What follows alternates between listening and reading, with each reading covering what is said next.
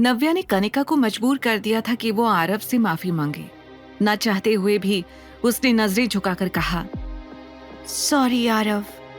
ये सुनकर आरव ने जोर से तालियां बजानी शुरू कर दी। ये अब समझ आया मेरी मम्मा से भिड़ने का अंजाम, यू बैड पीपल।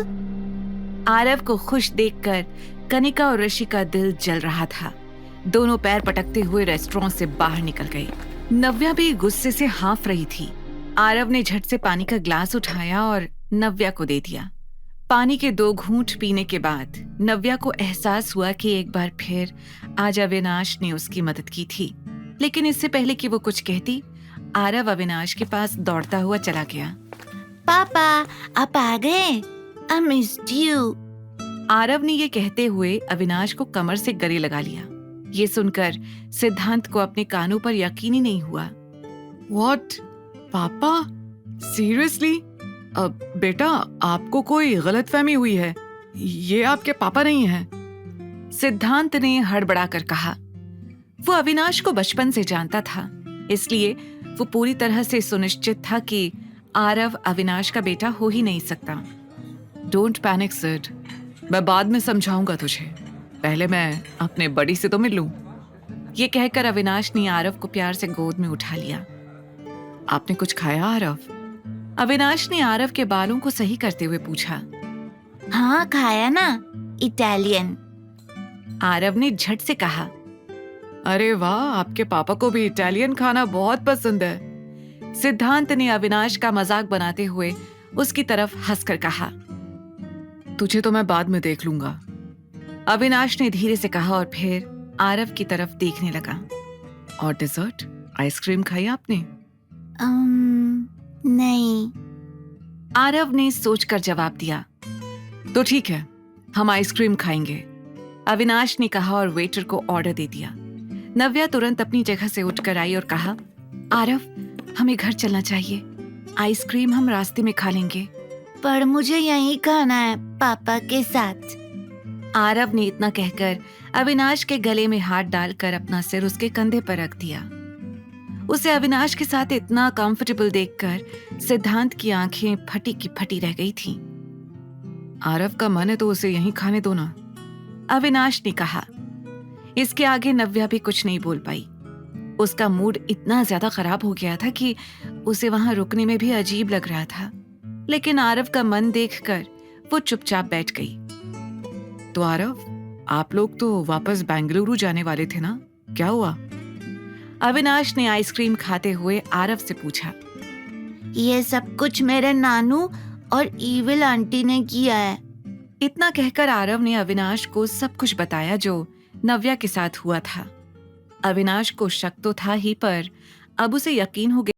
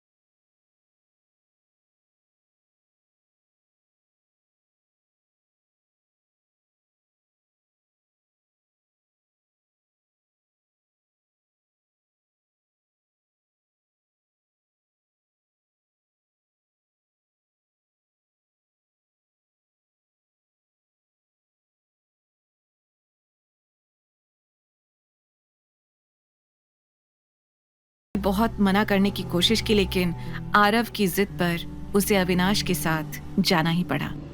थोड़ी देर बाद गाड़ी नव्या के घर के सामने रुकी। आरव के बाहर उतरते ही नव्या के साथ अविनाश भी बाहर आ गया। तुम लोग एक दूसरे को बाय कहो, मैं गाड़ी में ही तुम्हारा वेट कर रहा हूँ। सिद्धांत ने चिढ़ाते हुए अविनाश को आंख मारी और अंदर से कार का दरवाजा बंद कर लिया। नव्या को ये थोड़ा अजीब लग रहा था, लेकिन उसने फिर भी अविनाश से कहा, mister Ahuja, you can call मी अविनाश। ये सुनकर नव्या के चेहरे पर मुस्कान आ गई। Okay Avinash, thank you for helping me. I don't know तुम हर बार सही वक्त पर सही जगह पर कैसे पहुंच जाते हो। क्योंकि ये मेरे पापा हैं। आरव ने खुशी से चिल्लाते हुए कहा।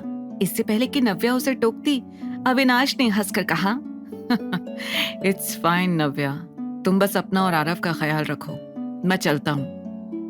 पापा आप अंदर नहीं चलोगे? चलो ना पापा प्लीज। आरव ने जिद करते हुए कहा, आज नहीं फिर कभी। अविनाश ने जैसे तैसे उसे समझाया और उसे प्यार से गुड नाइट कहकर वहां से निकल गया। नव्या ने फिर एक बार आरव को समझाया कि उसे अविनाश को पापा नहीं कहना चाहिए। आरव सुन तो रहा था, लेकिन उसे अब भी पूरा यकीन था कि अविनाश ही उसका पापा है। अच्छा चलो, अब जल्दी से नाइट सूट पहन लो। नव्या ने आरव को बाथरूम में भेज दिया। आरव को बिस्तर पर सुलाने के बाद नव्या अपनी जॉब के बारे में कुछ रिसर्च कर रही थी। तभी उसे एक अजीब सी आहट सुनाई दी। अगले ही पल उसने अपने दिमाग को शांत किया और फिर से काम में लग गई।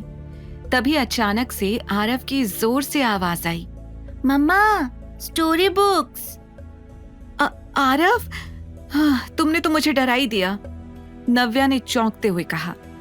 एक पल के लिए उसकी धड़कनें तेज हो गई थी। उसने खुद को शांत किया और कहा, आरव अंदर चलो, मैं आती हूँ। आरव ने उसकी बात सुनी और सीधे अंदर बेडरूम में चला गया। अचानक नव्या को खिड़की के पास एक परछाई दिखाई दी और वो घबरा गई। वहां कौन है? कहीं कनिका और ऋषि तो नहीं आ गए? तभी अचानक दरवाजे पर किसी के खटखटाने की आवाज आई। नव्या ने धीरे धीरे डरते हुए दरवाजा खोला और बाहर खड़े शख्स को देखकर वो गुस्से से भर गई। ऋषि, तुम यहाँ पर? रेस्टोरेंट में कोई तमाशा बाकी रह गया था जो तुम यहाँ भी आ गए? मुझे तुमसे कुछ बात करनी है, ऋषि ने कहा। पर मुझे तुमसे कोई बात नहीं करनी। अभी के अभी यहाँ से चले जाओ, वरना इस बार पुलिस को मैं बुलाऊंगी, नव्या ने गुस्से में कहा। अंदर कमरे में बैठे आरव को नव्या की आवाज सुनाई दे गई थी। उसने तुरंत अपनी स्टोरी बुक साइड में रख दी। मम्मा को परेशान करने के लिए फिर से वो बैड अंकल आ गए। कितने गंदे हैं वो। मैं मम्मा को अब परेशान नहीं होने दूंगा, आरव ने खुद से कहा और सोचने लगा कि उसे क्या करना चाहिए। नव्या, हर वक्त इतना एटीट्यूड सिर्फ इसलिए कि हम लोग तुमसे शादी करने के लिए कह रहे हैं। जिस कनिका की गर्दन पर तुमने चाकू रखा था, उसी ने पापा से रिक्वेस्ट करके तुम्हें यहाँ बुलाया था। उसी के कहने पर तुम्हें एक नई जिंदगी शुरू करने का मौका मिल रहा है। हम सबकी बात मानो और मिस्टर अहलूवालिया से शादी कर लो। वो अब भी तुमसे शादी करने के लिए तैयार हैं, ऋषि ने कहा। हो गया तुम्हारा, अब जाओ यहाँ से। इतना कहकर नव्या ने ऋषि को पीछे की तरफ धक्का दिया और दरवाजा बंद कर लिया। यहाँ पर लोग तुम्हें दोबारा अपनाने की बात कर रहे हैं और तुम्हारी अकड़ ही खत्म नहीं हो रही है। तुम्हें क्या लगता है तुम जिंदगी भर अकेले रहकर आरव की परवरिश कर लोगी? ये तुम्हारी गलतफहमी है। अभी तुमने जिंदगी के धक्के खाए नहीं है नव्या, ऋषि ने बाहर खड़े होकर चिल्लाकर कहा। मेरे साथ क्या होगा क्या नहीं, इसकी फिक्र तुम्हें करने की जरूरत नहीं है ऋषि, नव्या ने गुस्से में जवाब दिया। नव्या, ये जो तुम कर रही हो ना, बहुत गलत कर रही हो।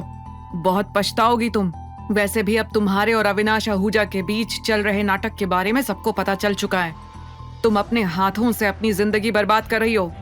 मिस्टर अहलूवालिया जैसा इंसान तुम्हें फिर नहीं मिलेगा, जो सब कुछ जानते हुए भी तुम्हें अपनाने को तैयार है, ऋषि ने चिल्लाते हुए कहा। नव्या एक पल को उसकी बातें सुनकर सहम गई थी। गेट लॉस्ट ऋषि, ये सुनकर भी ऋषि कुछ देर तक बड़बड़ाता रहा, लेकिन नव्या ने उसकी बातों का कोई जवाब नहीं दिया। वो भले ही हिम्मत से उसे जवाब दे रही थी, लेकिन अंदर ही अंदर वो घबराई हुई थी। वो वहां आरव के साथ अकेली थी, इसलिए उसे डर था कि कहीं कोई फिर से ना आ जाए। वो रो रही थी, लेकिन उसने अपनी आवाज दबा ली थी। ताकि आरव को पता न चले। Navya, you will pay for this letter, Rishi ने गुस्से में चिल्लाते हुए कहा। उधर सिद्धांत ने अविनाश को घर ड्रॉप किया और अपने घर निकल गया। अविनाश ने जैसे ही आहूजा विला में कदम रखा, उसे अपनी माँ की आवाज सुनाई दी। अभी कहाँ रह गया? ये सिद्धांत भी ना इतना बड़ा ऑफिसर हो गया है, लेकिन अब भी अविनाश से ऐसे मिलता है जैसे कॉलेज जाने वाले दोस्त हों दोनों। शीरीन ने सलाद खाते हुए कहा, अरे भाई, बचपन के दोस्त हैं दोनों, मिलने दो। वैसे भी अविनाश का और कोई खास दोस्त नहीं है, हमसे नहीं तो कम से कम उससे तो अपने मन की बात कहता होगा। रतन ने इतना कहा ही था कि तभी उसकी नजर अविनाश पर पड़ी। अरे अविनाश, आ गए तुम? हम तुम्हारे बारे में ही बात कर रहे थे। रतन ने कहा, आओ अवि, हमारे साथ डिनर करो। शीरीन ने मुस्कुराकर कहा, नहीं मॉम, मैं डिनर करके आया हूं। अरे तो क्या हुआ, हमारे साथ भी तो बैठो थोड़ी देर, रतन ने कहा। जिसके बाद अविनाश को बैठना ही पड़ा। कुछ सामान्य बातचीत के बाद शीरीन ने सही मौका देखा और धीरे से कहा, अविनाश, तुम्हारे डैड ने मिस्टर बजाज से बात की है। समीरा कुछ ही दिनों में लंदन से वापस आने वाली है। सुना है अब वो यहाँ रहकर अपने डैड का बिजनेस संभालेगी। तुम उसे पहले से भी जानते हो, मुझे लगता है इस बार तुम्हें उससे मिलना चाहिए। ये सुनकर अविनाश समझ गया कि उसे वहां पर क्यों बैठाया गया है। मॉम, मेरा अभी किसी से मिलने का मन नहीं है। रही बात समीरा की, तो वो मेरी और सिद्धांत की दोस्त है। हर बार की तरह इस बार भी हम उससे मिल लेंगे, नो बिग डील।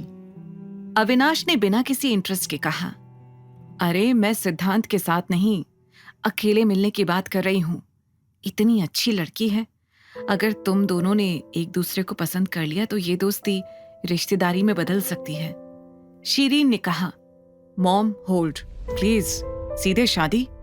मैंने आपसे कहा ना, अभी मुझे कोई जल्दी नहीं है। आप क्यों शादी के पीछे पड़ी हुई हैं? मेरी कल एक बहुत इंपॉर्टेंट मीटिंग है, मुझे जाना है। अविनाश ने कहा। वैसे तो हमेशा वो अपने मॉम डैड को प्राथमिकता देता था, लेकिन शादी की बात आते ही वो विषय बदल देता था। इसी बात से शीरीन और रतन परेशान थे। अविनाश, तुम कब तक शादी के टॉपिक को टालते रहोगे? शीरीन ने कहा, मॉम प्लीज, मैं शादी जैसा बड़ा डिसीजन किसी भी प्रेशर में नहीं लेना चाहता। अविनाश इतना कहकर उठा ही था कि तभी उसका फोन बजा। अपने फोन पर फ्लैश हो रहे नंबर को देखकर वो शॉक्ड रह गया। नव्या का कॉल इस वक्त? आखिर क्यों किया था नव्या ने कॉल अविनाश के पास? क्या करेगा आरव अपनी मम्मा को प्रोटेक्ट करने के लिए? क्या इस बार सिन्हा परिवार की हार पक्की थी? द रिटर्न के सारे एपिसोड्स को सुनने के लिए डिस्क्रिप्शन में दी लिंक से डाउनलोड करें पॉकेट FM ऐप।